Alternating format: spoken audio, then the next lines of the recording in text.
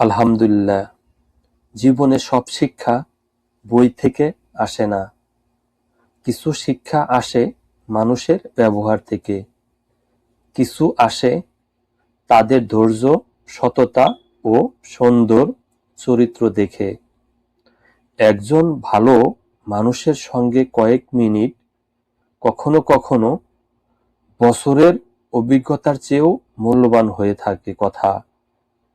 ভালো মানুষ আপনাকে ছোট করবে না, অহংকার শেখাবে না, বরং ভুল হলে সুন্দরভাবে বুঝিয়ে দেবে, বিপদে সাহস দেবে, আর সফল হলে হিংসা নয়, আন্তরিকভাবে দোয়া করবে।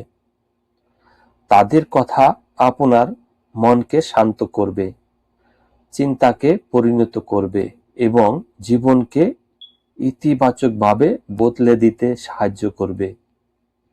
অন্যদিকে নেতিবাচক মানুষের সঙ্গে বেশি সময় কাটালে অজান্তেই তাদের রাগ, অভিযোগ, হিংসা ও হতাশা আমাদের মনেও প্রভাব ফেলে।